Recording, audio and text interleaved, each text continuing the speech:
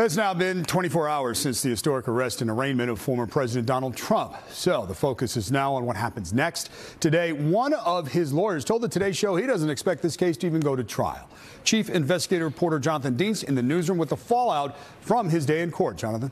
David, even some liberal legal experts raising questions about the indictment against the former president. But they caution there is still much about the evidence we don't yet know.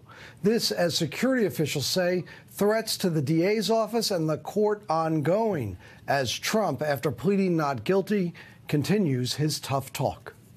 I never thought anything like this could happen in America. Donald Trump last night blasting the business fraud felony charges against him as a political attack by Democratic DA Alvin Bragg. Bragg yesterday charged Trump with 34 counts because he says Trump altered business records as part of a scheme to protect his 2016 presidential campaign. That hush money payments were made to 2 women and a doorman, making salacious allegations about him.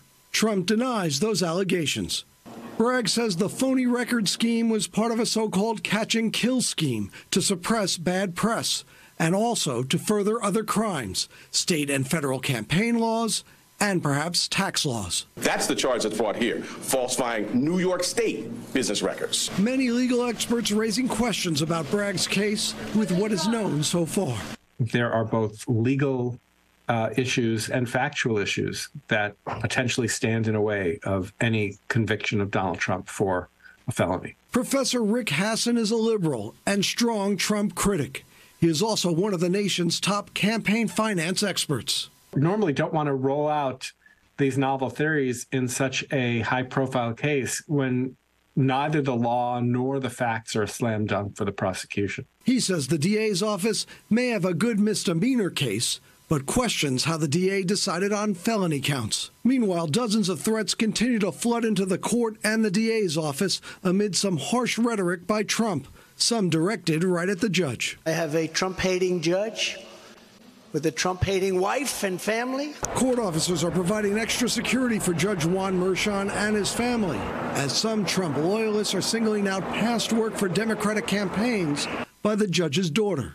The NYPD also providing extra security for DA Bragg and his team of prosecutors. One Trump attorney defended the former president's rhetoric. And no one is suggesting that anything should happen to the judge or his family. And President Trump's comments did not in any way, shape, or form incite violence. Donald Trump today did have some nice words on social media, praising police and court security for, quote, being very professional. Rana? Okay, Jonathan, thank you so much. And outside of that courthouse yesterday, there were no arrests reported among the hundreds of people who were gathered, some cheering, others protesting Trump's arrest and arraignment. Even with the energy and spirit of outside agitators, we kept the city safe and navigated the challenges.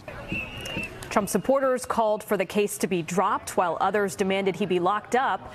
And some just were there to witness history, all of them creating quite a spectacle.